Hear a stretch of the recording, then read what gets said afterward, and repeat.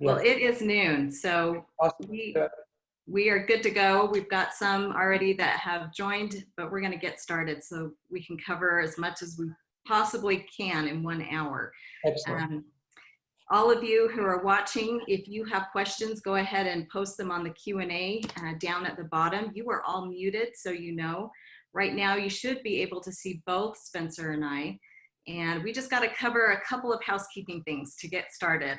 Both Spencer and I are attorneys. We practice in the state of Utah.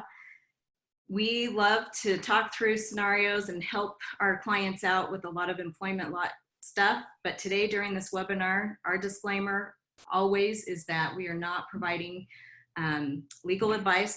This webinar is not creating an attorney-client relationship with any of you. So we encourage, each business is different from the business next door. You all, just from the emails that have come in, we know that you each have specific situations going on, and it would be in your best interests to seek out advice from one of us or another employment law attorney and go over your particular circumstances, because we are not covering your particular circumstances. These are all hypotheticals, right, Spencer? Exactly. This is all hypos today. So, okay, also, as far as tech, I'm still in charge of tech. I don't claim to be an expert at technology, so we did have some kinks. I think we have them figured out, so we'll cross our fingers. So thank you. If you joined us on Tuesday, you had to experience some kinks with our technology issues, but I think we got it figured out. So hopefully this one will go better. We're excited to be back. Lots of activity going on this week.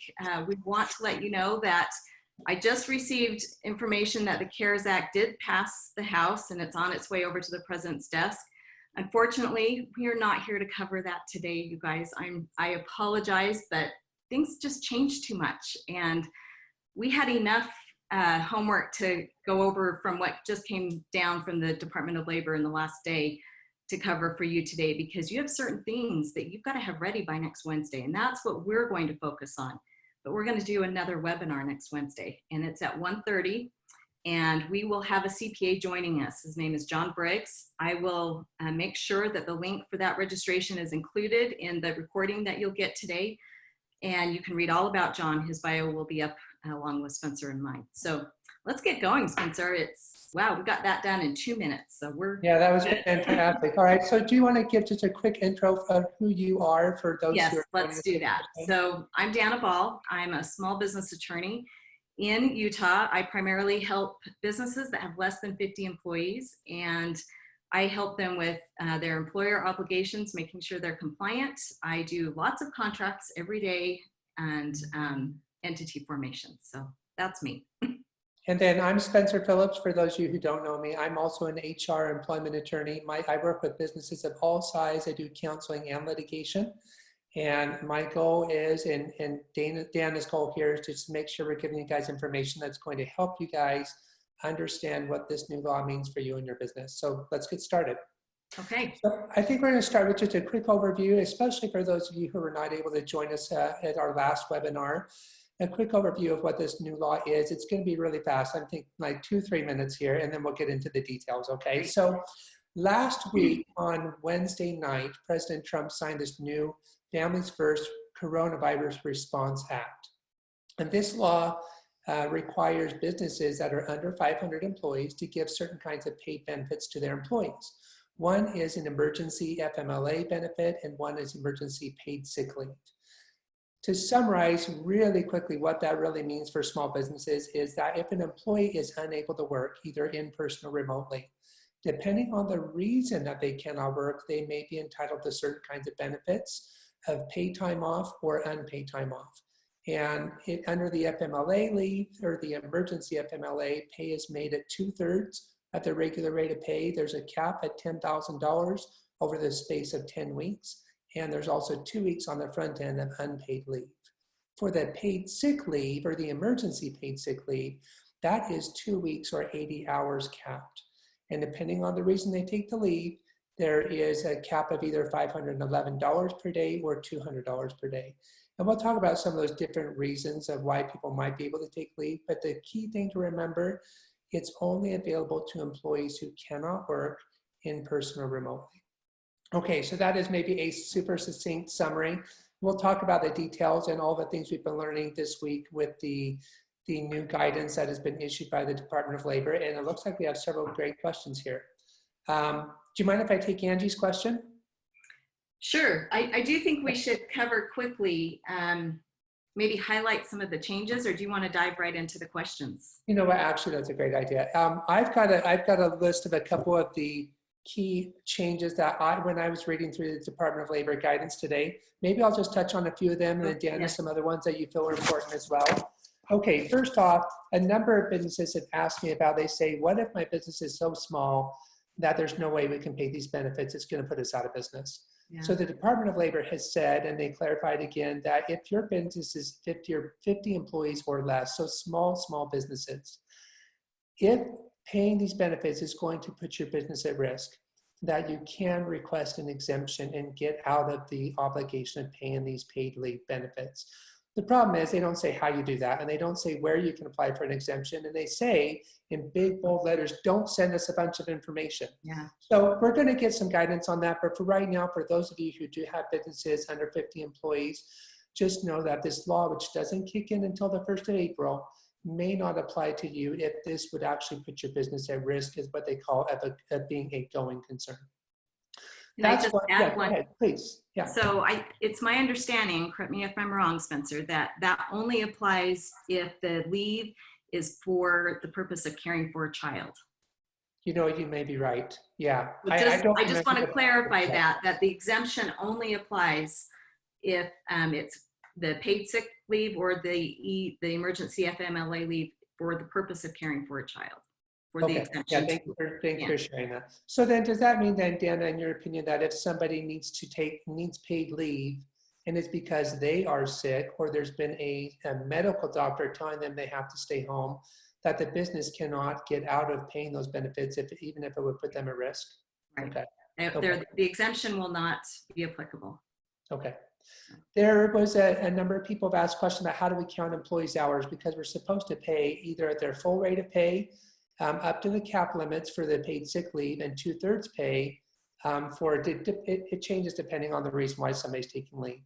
But if somebody, if they have varying hours in the regulation or in the guidance issued, the Department of Labor says, look at the last 6 months. If you can't tell what they're supposed to be doing or what their normal hours are, look at over the last 6 months or however long they've been with you, if it's less than 6 months, to see what their average hours are, especially for those whose hours fluctuate. Yes, okay, I was surprised to see that we have to include overtime and discretionary bonuses. All of that has to be included to come up with that calculation. So and the overtime was interesting. They said, you know, it's still capped at 80 hours. So if somebody normally works 50 hours a week, you can pay them at their regular rate of pay for 50 hours for the first week of paid sick leave. But then the next week, even though they would normally work another 50 hours, you only pay them 30 because it is capped at 80 hours. Yeah. Great. What else new is out there that you've caught your eye? A couple of the big things. So they changed the date. So it's not April 2nd, it's now April Fool's Day. So next Wednesday, you have to be compliant. So make sure you've got that on your radar. And then the other thing is they issued the notice. So if you don't have the notice yet, you need to find it on one of our social media channels or blog posts, because we've got that, and you need to post that notice. You need to send it out to all of your employees if they're not with you physically, which they shouldn't be right now. Email it, send it by mail, whatever it is you're required to make sure they know that they have the notice. The other thing, there are two big things: intermittent leave. Excellent. So this is a question we could not answer on Tuesday, you guys. So this is just happened. I just saw it last night. But so the answer is that intermittent leave can be applied under emergency FMLA or emergency sick leave if it's the reason that you're taking the leave is to care for a child. Then you can work out with your employee, and it has to be, you have to agree to the intermittent leave. So we're talking about if you can do telework from home, your child's school has closed, so that's the trigger, the reason, qualified reason to take the leave. and you can only do it maybe Monday, Wednesday, and Friday. So then you could be qualified for the leave to be paid to you through either paid sick leave or emergency FMLA for Tuesday and Thursday. But again, they want you to be flexible and work it out with your employees and be easygoing about it. Don't be sticklers, just try and work it out. So intermittent leave is okay. The other big thing is the documentation.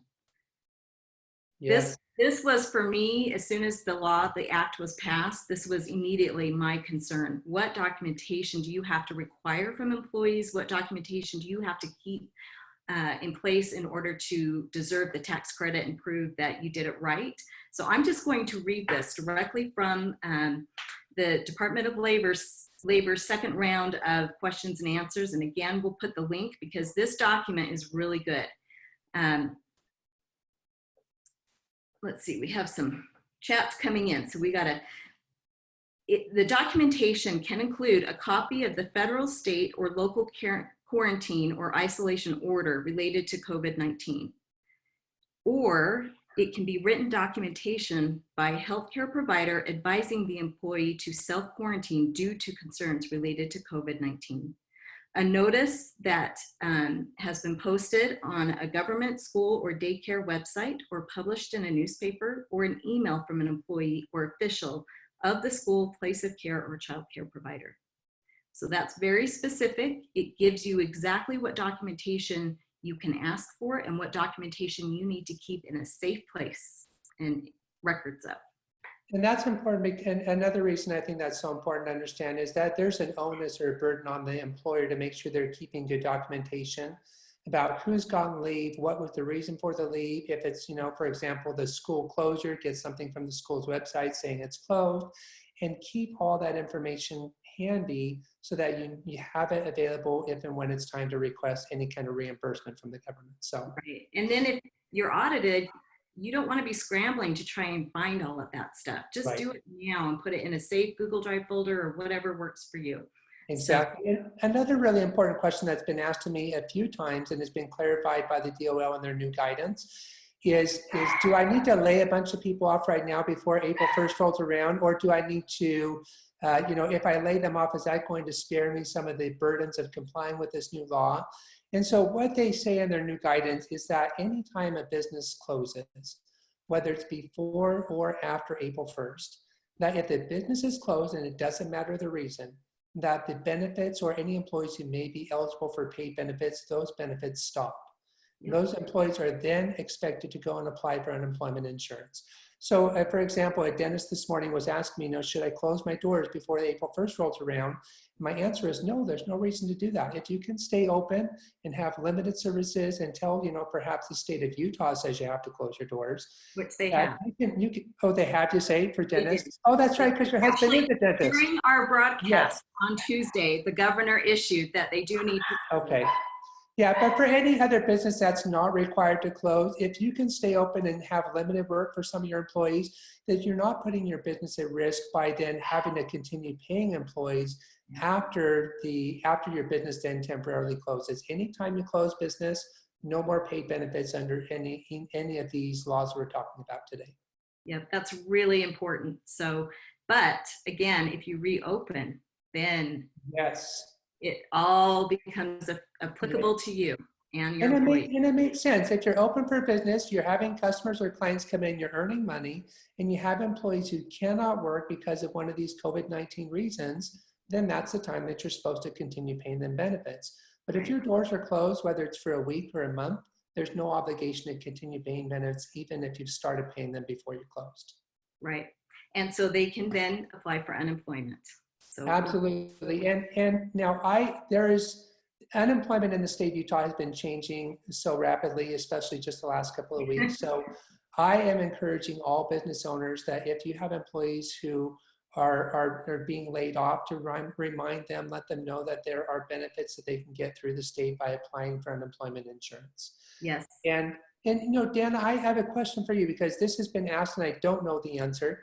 Somebody was asking me whether or not if employees are applying for and getting benefits under the unemployment insurance program, is there any kind of Is it going to affect employers' contributions in the future the same way it has in the past? Or has there been some kind of, maybe leniency for this COVID-19 pandemic?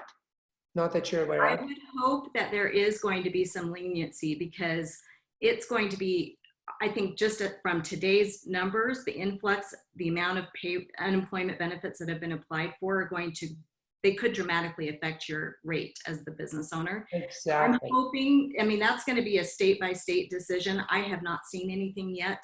Been looking every day to get some more guidance from the Department of Workforce Services here in Utah, but I don't know. I hope so, Right. but I don't know. Well, I think we don't know because I don't know that the answer's out there right now, but we're watching as much as we can. And for those of you who are concerned about having a lot of your employees applying for unemployment and how that's going to affect your business, just stay in touch with Dana, stay in touch with me, or whoever your contact person is, and they'll get you an answer as soon as it's out there. Yes, and for businesses that are with us today that are not operating in the state of Utah, this is a state-specific issue for unemployment. Please contact your local unemployment office or an employment attorney in your state to get some specific guidance for you. One thing, before we get into question and answers, I want to give you just some of my thought on, I know everybody's excited about the money that they could possibly get for help from the CARES Act, right? I'm getting lots of questions about how this is all going to go. Again, we're not talking about the specifics because we don't know yet, but we will next week with John. But one thing that keeps popping up for me is this belief that employees can have from the Act. It's good until December 31st. So if they use it too quickly for, maybe you're trying to be a nice employer and you're going to get some money from the government now and you want to compensate them, they can't have both compensation from you and unemployment. It's one or the other. But I think if you jump the gun and they use the leave too quickly, like in the next month or two, I don't know, whatever seems fair is what you should do. But just remember, this could come back to us in the fall. And if they've already used this leave, they can't use it again. It's one time. So, and then you won't have the tax credit if they have to take off because they're sick with coronavirus themselves or a child or whatever. I would proceed cautiously with this money. I wouldn't jump the gun too quickly with it. So there's my 2 cents. So should we get into questions and answers? That's true. I think that'd be great. So I'm going to yeah, sorry, go ahead. I'm going to change how we are viewed on here. So now it's active speaker, I think, and it is.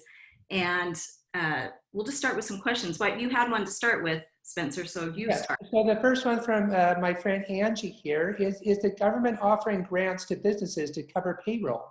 I thought they were offering payroll tax credits if the businesses paid employees under the Sick and Emergency FMLA Acts. I've had a couple of people say the government was giving cash payments to the business to cover payroll costs. So that is in part the new CARES Act that just got passed by the House and will likely be signed by the president as soon as possible. But because we're not going to be focusing on the CARES Act today, I do want to address the middle of your question, Angie, that the payroll tax credits, yes, those are a really important part of this new law that was passed last week on Wednesday. And it is a dollar for dollar matching of the dollars that the employer pays to their employees from the government. So if you pay $5,000 in benefits to employees under this paid sick leave or paid FMLA, then you can turn around and pull those $5,000 right out of your payroll tax credits the payroll taxes that you would otherwise be paying to the federal government. And if the dollars that a business owner pays to their employees are more than what they would be paying to the government in payroll taxes, then they can apply to the federal government to get a reimbursement of the difference of the two. But at the end of the day, the way this is supposed to work, and again, it doesn't kick in until the 1st, so this hasn't happened yet, but the way it's planning to work is that there should be a dollar for dollar matching. So essentially the federal government is asking business owners to front the cost of these paid benefits to their employees and then turn around and get a dollar for dollar reimbursement or a credit against taxes from the federal government. But if you get one of these loans or grants from the government through the CARES Act, then you certainly could apply that money to front the payroll costs. one question that has come through often in our registration for the webinar today was, and I'm going to put this out there because I see we've got some accountants joining us today, is if the tax credit happens on a quarterly basis, what if the business owner is filing daily or weekly? And I can't answer that. And I'm hoping one of you will respond and then we can give an answer to that. Okay, awesome. Do you want to take the next question? Sure. Okay, so is it 2 weeks paid at regular wage? Then they apply for unemployment for parents needing to take care of their kids. So that is, my answer is no.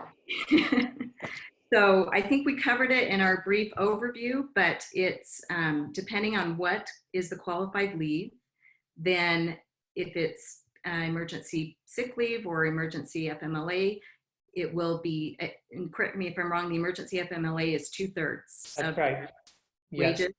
And then paid sick leave is their full rate if they're full-time, and if they're part-time, we have to go through the calculation.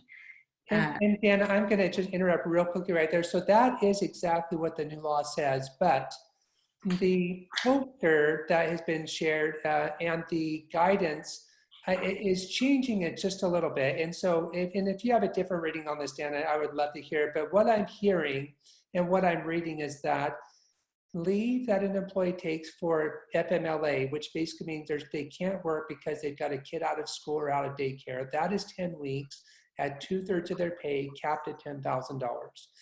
If they're asking and then receiving paid sick leave benefits, the first 3 reasons, which is a government tells them to stay home, a doctor tells them to stay home, or they themselves are experiencing symptoms of the COVID-19 virus, then they are able to get their full rate of pay up to $511 per day or $5,110 over the 2 weeks.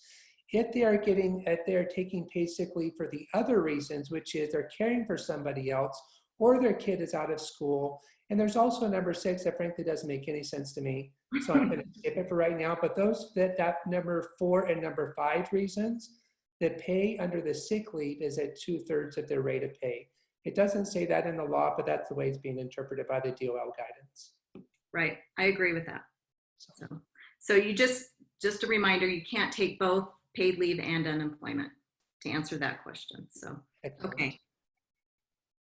All right, so I've got a question. I'll take one on the board here from Rachel. For my employees, will they make more money with the small business loan money that I can pay them with, or with unemployment? That's a great question, Rachel. I don't know the answer. And Dan and I were just chatting about this before the call. Some people have been hearing that Governor Herbert has said that they are changing state unemployment in Utah to allow full wages for 4 months up to $65,000. Now, that is certainly not reflected on the state's unemployment insurance page, which is run by the Department of Workforce Services. It may be the case that it's happening or it's going to happen, but as of right now, the state unemployment maximum that's listed on their webpage is $496 per week. And the CARES Act, at least as it was when it came out of the Senate bill, adds an extra $600 on top of any state unemployment benefits. Now, I don't know whether that was changed by the House. If it wasn't, then there may be just over $1,000 available under the normal state unemployment and the additional money that the federal government is going to add. But I don't know. I'm not able to confirm what several people have heard about this $65,000 full wage replacement under unemployment insurance. But if I find anything out about it, I'll be sure to let everyone that I work with know, and I know Dana will do the same. But as of now, the unemployment rate is less than what employees. It's $496 a week, just like it's always been. That's the maximum, and it's based on how much the person's been earning. Frankly, they have a really complicated math problem that they work through a formula to figure out what those benefits are. But I'm not seeing anything officially announced yet that there are more benefits than normal available to employees. Right. Okay, so this business owner asks, is paid leave for COVID-19 related issues only, or am I required to offer paid sick leave for other illnesses until the end of 2020? This is a really great question. This will depend on what, so the emergency paid leave only applies for the COVID-19 qualified leave triggers, right? So we look at the qualifiers. If you, the only reason you would be required to offer additional paid sick leave is if you have that as a policy, as a benefit to your employees already. So it's on you. So any other benefit for paid leave is all on you, employers. You cannot apply for a tax credit. It has nothing to do with COVID-19 emergency paid leave. Excellent. Okay, Kathy Crosby asks, is the notice that's required to be posted or distributed the WH1422 notice? That's right. So if you look at the bottom of the notice, I got a copy of it here, but it's available on the website. If you go to the Department of Labor's website, you can download it there. Dana has a copy, I have a copy, you can reach out to us, we'll send it to you too. But it's required to be posted somewhere in a conspicuous place, which basically means you have to put it where employees are gonna see it and they can read it without having to lean over their boss's desk, basically. And if the people are working remotely, send it to them by email. That's totally acceptable. For sure. Okay, this business owner asks, I furloughed my 2 employees. Do I have to pay them for the next few weeks until I reopen? I hear different things. The answer is no. If you have ceased operations, you do not need to pay them. The emergency paid leave is not triggered until you bring them back to start working again. You've reopened, even if it's open just minimal hours compared to what you were before. As soon as you reopen for business and you've got employees scheduled, the leave could be triggered. So awesome. All right, I've got a question here on the Q&A from Grant. Grant says he found a huge help with questions that he's been having from a definitive or a definite source with easy non-legal language. If you're able to look at the Q&A, there's a link there to the DOL's FFCRA question and answer page. That is a fantastic resource. That's one of the places that Dana and I go to read about what's changing, because it happens and it changes all the time. But it's a great non-legal language resource to go in and get some of these questions answered. So Grant, thanks for sharing that. it is a great thing. And that's the second round of question and answers. And I'm really impressed with how quickly they're able to punch these out for us, because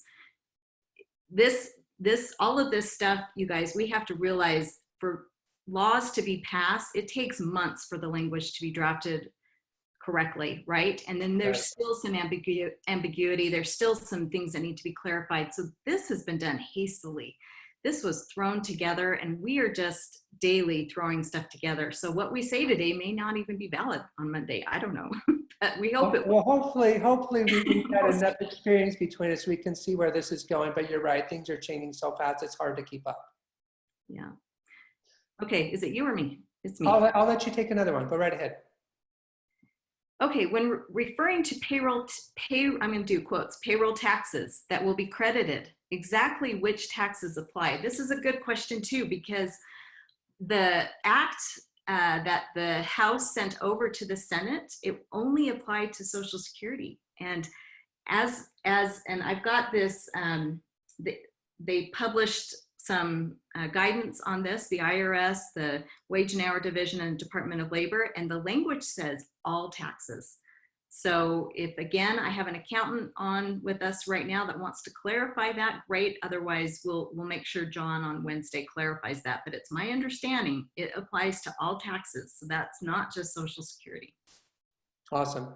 Okay, I'm going to just scroll down to the bottom of our Q&A section. Mindy, thank you for joining us, Mindy.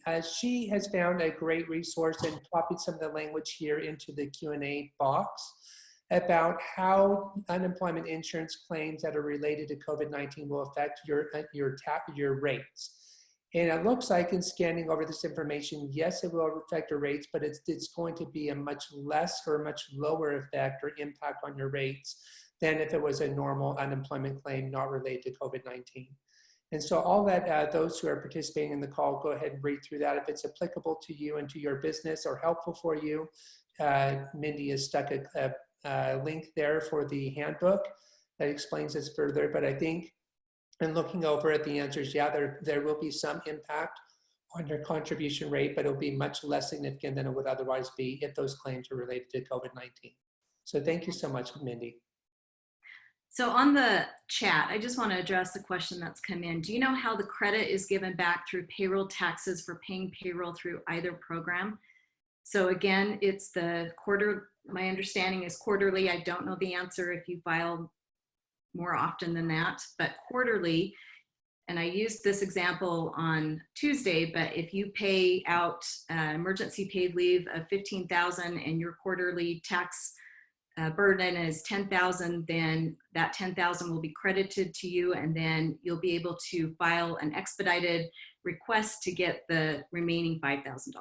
If we don't have that form yet, as soon as we do, we'll let you know. But and then he asked, is it retroactive?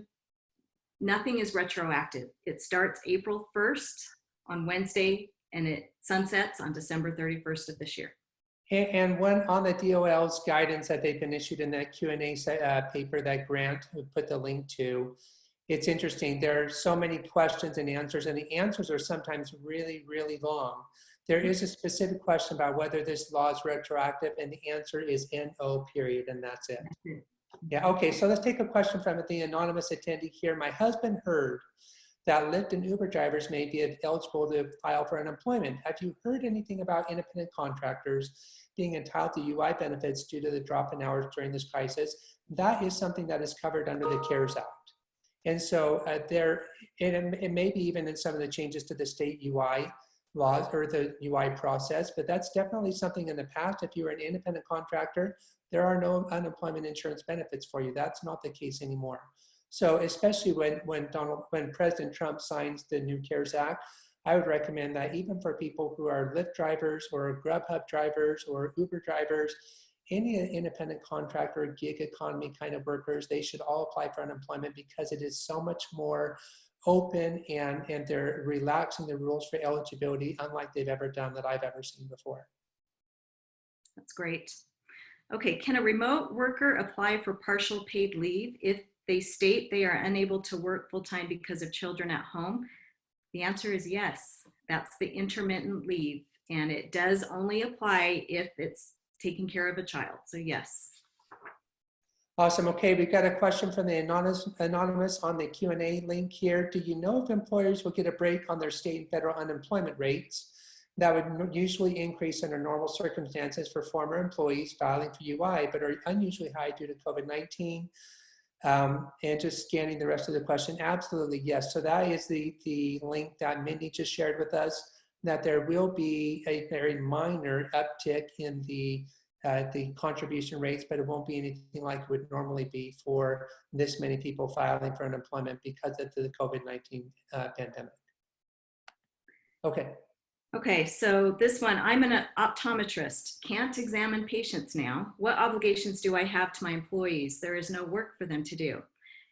You can cease operations and they can go file for unemployment. And then as soon as you are allowed to reopen, then you can bring them back. And then if leave needs to happen under the emergency paid leave requirements, then yes, that would apply to you at that point, but it does not apply now. Awesome. Hey, and Jared has offered something super helpful here in the Q&A. He's got section 510, 5A, little I, 2I is a section of the law where the 2/3 pay is actually in there for the emergency paid sick leave for the reasons 4, 5, and 6. So Jared, thanks for finding that and pointing that out. That was awesome. All right, another question there. I've got one here from Lana Arthur. My accountant said Utah state personal taxes were not deferred. They are still due on April 15th. Is this accurate? I don't know. Do you know, Dana? I believe they are. I think it has just been the federal taxes that have been pushed out to July 15th. So I do believe if you need to file an extension, you better get that filed before April 15th. Awesome. And like you said, there are a few CPAs who have joined us. So hopefully if they know even more about that than we do, they can chime in with their input on it. Do you have some more questions in front of you there, Dana? I do. Okay, go for it. Let's see. Are there any provisions if we cannot maintain enough employees to operate our business because too many have filed? So I am assuming that you are stating, Shelley, that too many have filed for leave, whether it's meeting the criteria for the emergency family medical leave or sick leave. So that's a valid situation. So if you are open for business, you've got employees that meet the criteria for the qualified leave, but that leaves you with minimal staff, right? How can you continue to run? Well, realistically, I think that you'll probably, because you don't have the manpower, if you can't find other people to come in and do the work, you'll probably have to cease operations. And then the qualified leave would end as soon as you officially cease operations. They'd have to file for unemployment. Unfortunately, that's the reality of this. If you have too many employees taking leave, you can't continue to run the business. Right, and the DOL's guidance is made clear. It doesn't matter what the reason is your business closes. If it's something to do with COVID-19, if it's not something to do with COVID-19, whenever your business closes its door, any right to pay under the FMLA or the paid sick leave stops right at that same time. There's no more obligation for you to pay anything to those workers. Oh, so we have somebody that just clarified that their business CPA confirmed this morning that Utah moved the due date for personal returns to July 15th. So that's great. Awesome. A couple people confirmed that. So thank you so much. I love that people are listening so carefully and chiming in with helpful guidance here. And Mindy has posted a link to the unemployment FAQ page for the employer. So thanks for sharing that. And I know on that same page, if you go there, there is also a FAQ for the employees. Mm-hmm. And there's a Q&A paper as well, and all super helpful information to help you guys understand your obligations as business owners, and also information you can share with your employees to help them understand what their rights are. So Mindy, thanks for sharing those.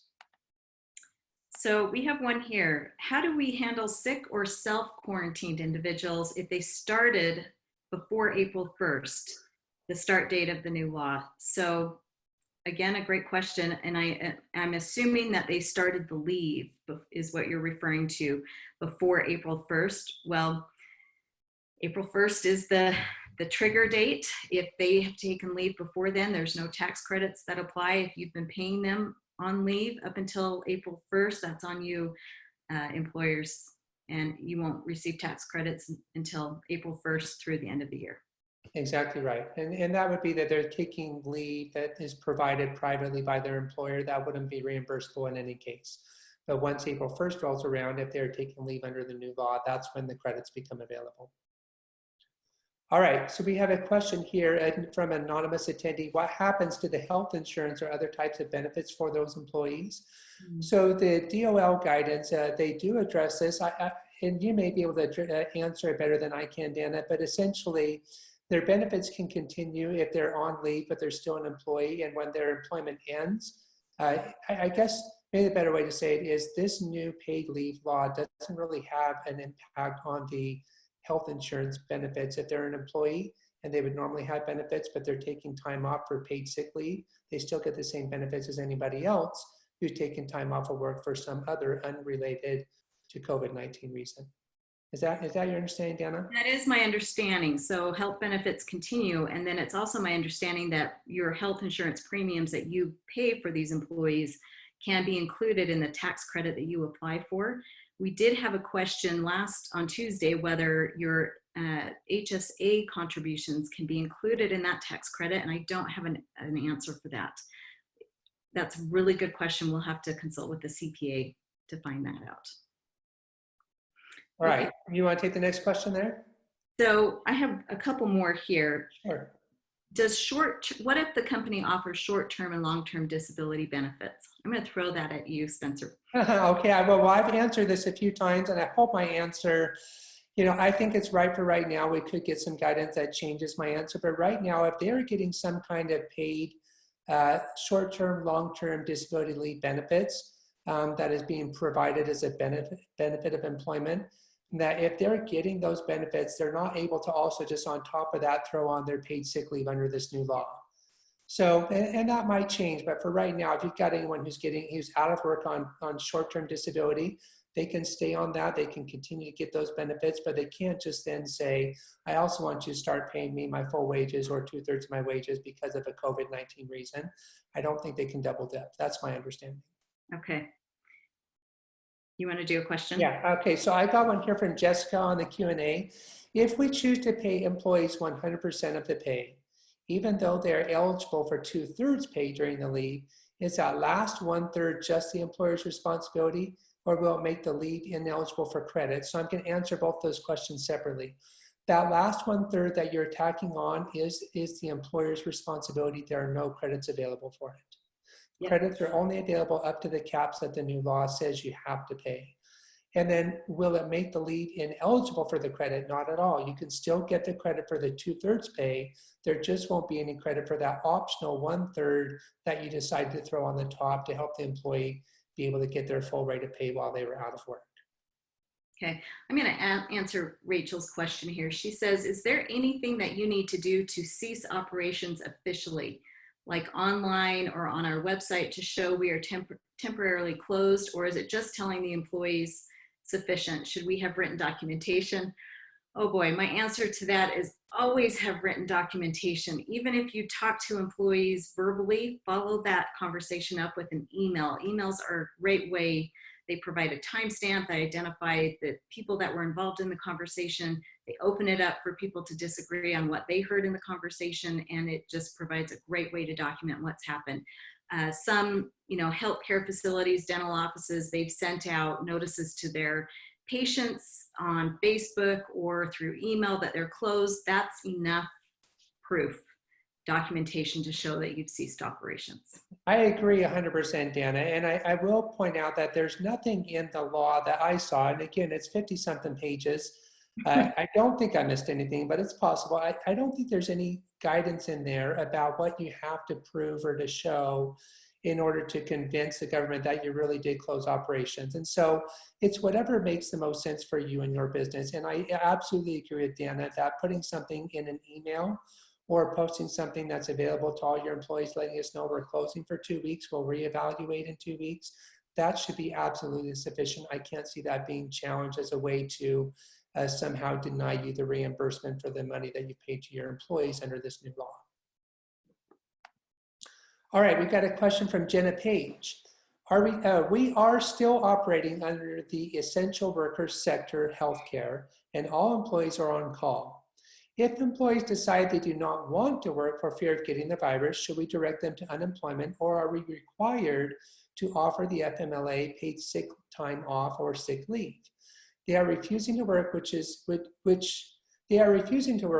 with this on-call position is their choice to accept a job or not usually. Okay, I may not have done a good job reading your question, Jenna. I apologize, but I think I was getting distracted by my answer, which is, if they are choosing not to work, they are not eligible for any of these paid benefits we're talking about today.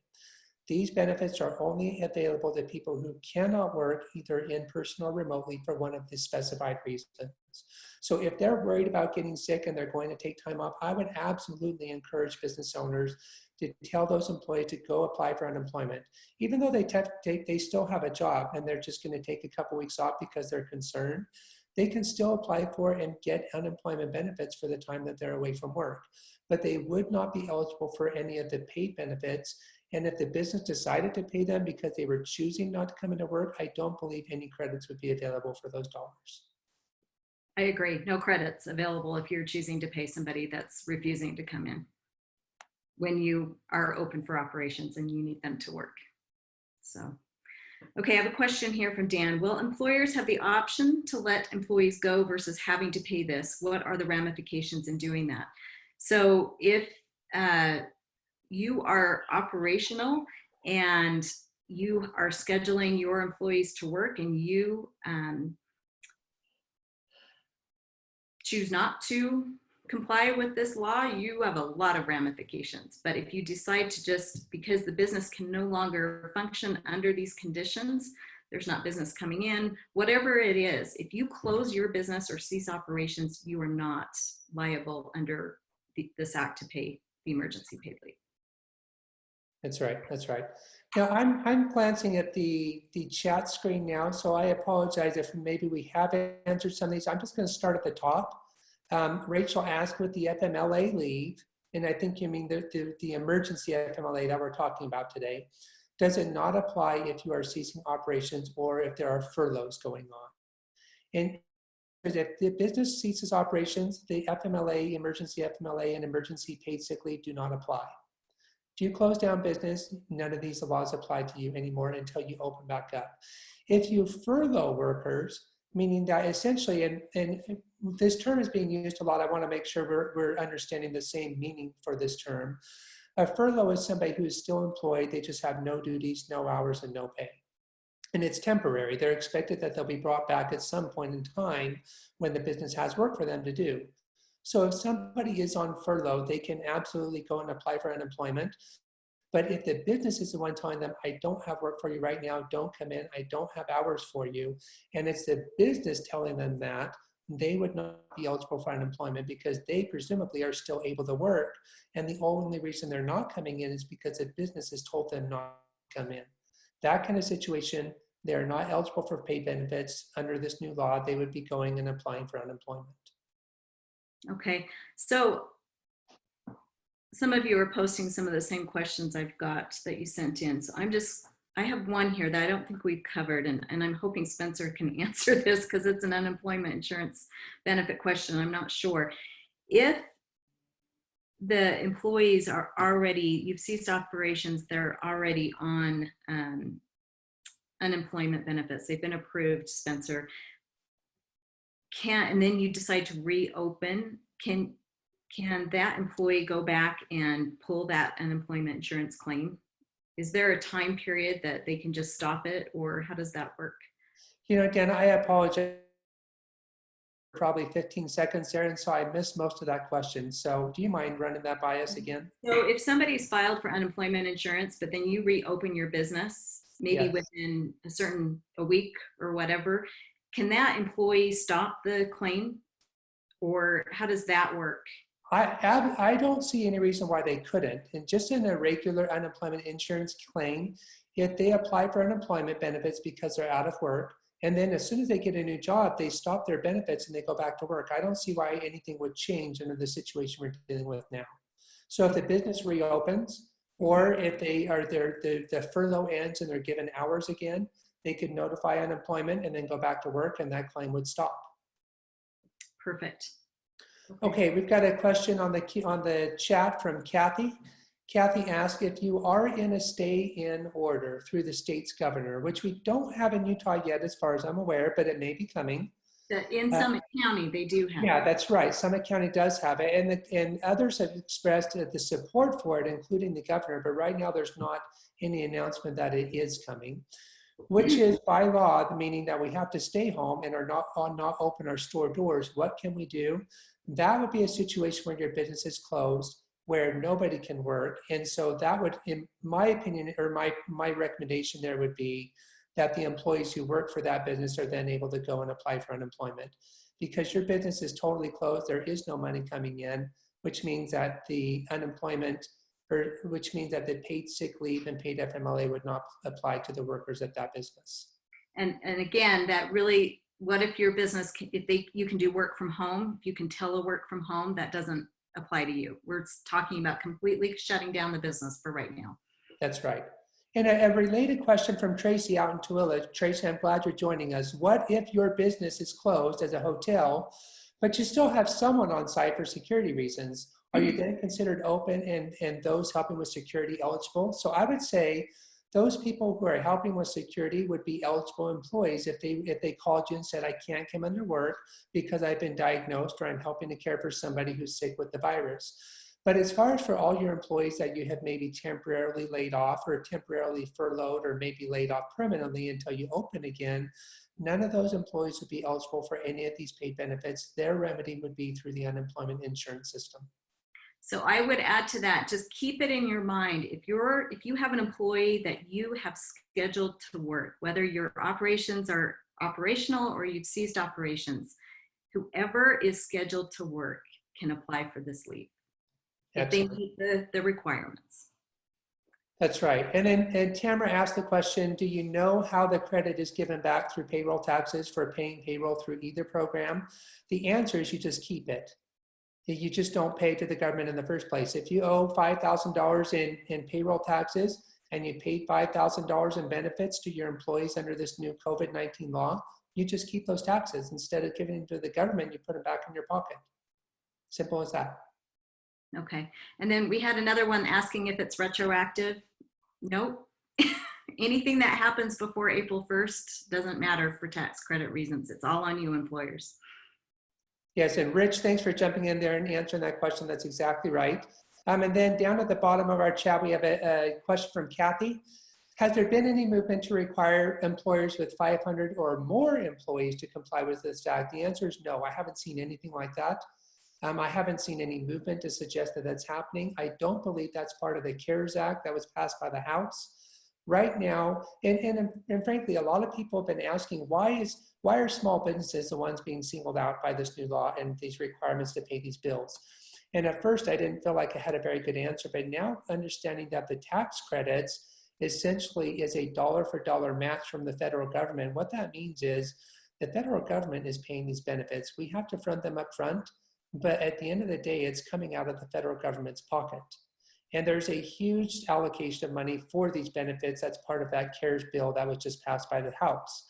And so that kind of helps me understand why big businesses with 500 or more employees are not included in this, because it is essentially free money from the government, and they're only making that available to businesses with fewer than 500 employees. Okay. Does the short or long-term disability insurance respond first before other benefits? Do you know, Spencer? Yeah, I didn't see that question. So does the short or long-term benefits, what was the rest of that question? Does the short or long-term disability insurance respond first before other benefits? I have no idea. That's a great question. I don't know. And that's, we got to say we don't know when we don't know, right, Dana? Right, and for sure. So also, if you do pull up the second round of Q&A from the Department of Labor, it goes into discussing on, I've got some employers in Utah that would like to require their employees to use up their accrued leave. They can't require that of you. You can't require that of your employees. It's up to them. You know, if they're choosing, if they qualify to take any of the emergency paid leave, you cannot require them to use any accrued leave before. And so this is, oh, sorry. So Sorry, this is responding directly to a question, but one of the things that I'm constantly reminding myself of, and I want to remind all of you out there, is that these paid leave benefits for emergency FMLA and emergency paid sick have really important caps on them that we have to remember, which is particularly important when we have higher paid employees who are asking for benefits. The caps are $10,000 for the 10 weeks of FMLA leave. Even if 10 weeks would normally be $50,000, or well, that's pretty high, but even if the benefits or the wages for somebody of 10 weeks might be significantly higher than $10,000, they don't get anything beyond $10,000. That is the limit. That's the limit of what the government is going to reimburse employers for when they pay that level per each employee. So just remember, $10,000 is the max limit for the emergency FMLA. $5,110 is the maximum amount that can be paid under the paid sick leave for employees who are unable to work because of a government doctor order or because they personally are sick.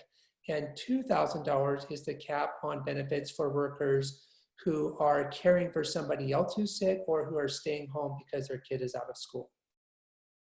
Okay, here's another one, anonymous sent in. Seems like the only way for employers to survive that are running on a shoestring budget and ultimately less of a headache than to front the wage is to let them go. If your business can't continue, then you need to cease operations. That's understandable, and you wouldn't be obligated to pay this emergency paid leave. However, with the new CARES Act, I think they're going to give you access to money that you could use to front the costs. That will cover the front costs that you have to pay to cover the paid leave until you get the tax credit. So. And we'll be able to dive into that in more detail after we've had a chance to read the bill that gets signed by the president, and that will be part of our conference call we do next week on Wednesday, right, Dana? Yes. Okay. Yes. I'm going to take the last question here on the Q&A. Is there a difference between furlough and layoff? So just to clarify again, a furlough is an employee who is having their hours reduced down to 0. There are no duties and no pay, but they technically are still an employee. That is a furloughed employee. That is a temporary position or a temporary status where there's nothing to do, there's no hours, no work, and no pay.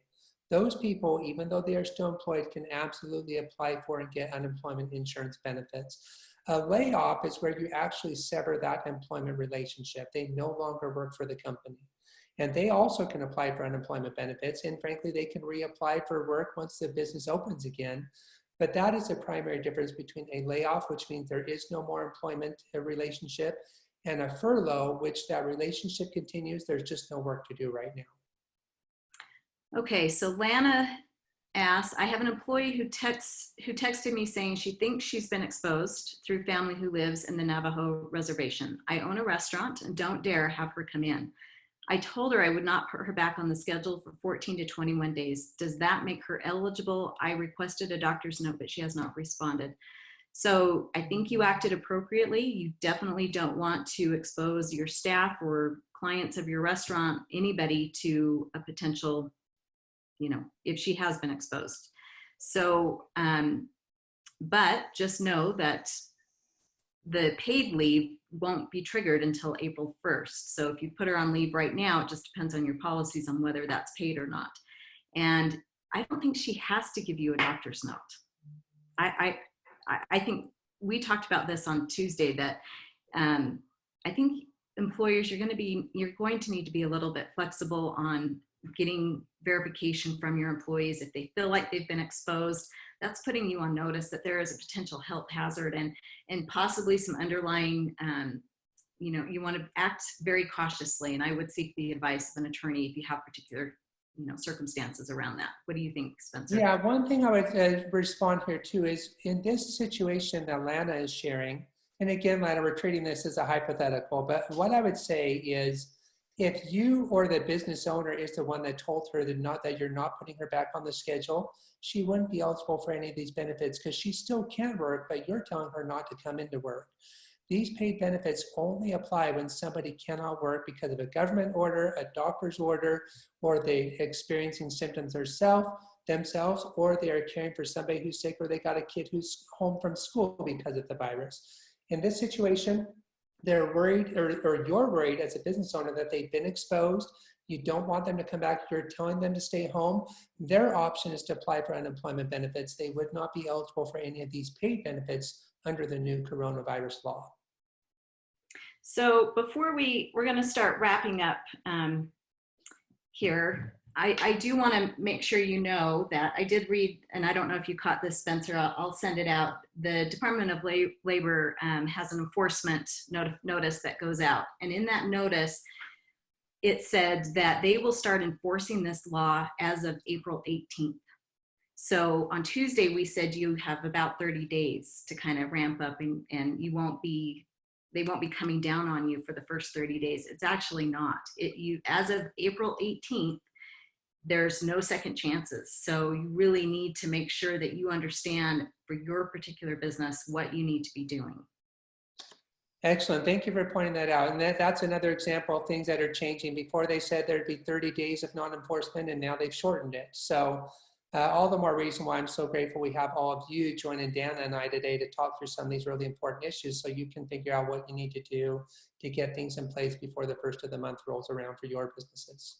Right. So we've got 2 minutes left. I think we've covered actually a lot of questions, way more than I thought we would have a chance to get to today. So I'm pretty happy. I hope you guys have found this valuable to you to move forward. But Spencer and I really want to reiterate our disclaimer that anything we told you today is based on hypotheticals. This is not attorney advice, legal advice to you in particular. In your situation, you need to talk to an attorney yourself to go over your specific circumstances. But we're going to give you some homework to wrap up today. Do you want to start, Spencer? Yeah, you know what, I don't have my homework list in front of me, but one of the things I know that we said we wanted to make sure we did is that we shared verbally, so you guys can all write it down if you're interested, what our contact information is. I know we have a couple questions coming through, but we are out of time. So I would encourage any of you to reach out to Dana or reach out to me or any other employment attorney you may know, so we can talk more specifically about how this law applies to individually you and your businesses. So just for making this easy for everyone, my email address is Spencer, SPENCER, the @ and then the name of my law office, which is employer, EMPLOYER lawyer, LAWYER.com. Spencer at employer-lawyer.com. Dana? Thank you. So my email is dana@danaball, BALL law, LAW.com. And I guess my specific homework for you, since April 1st is next Wednesday, I know you're excited about figuring out what money is available to you through the government, but you really need to sit down and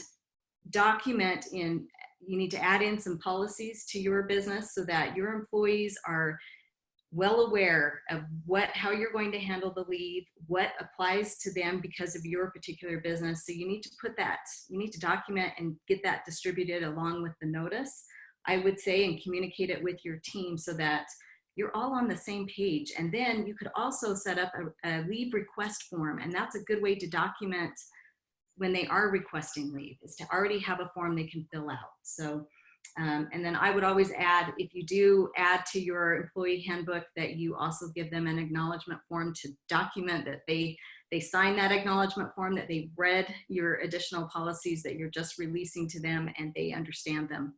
So it just will help you to show that you're trying to be compliant. So. And those are all great, good housekeeping things, because it goes back to Dana, what you were saying before is we want to document and create a paper trail of everything we do here so that we don't accidentally miss out on any of the benefits that are supposed to be coming to business owners who are complying with this new law. For sure. So thank you all for joining us. We're having a blast doing this, so I hope it's been beneficial for you. Please join us next Wednesday. We'll get you the information and we'll get you a recording of this as well. So thank you. We're going to close out and hope you have a good weekend. Okay, thank you everyone, and thank you, Dana. Thank you. Bye-bye.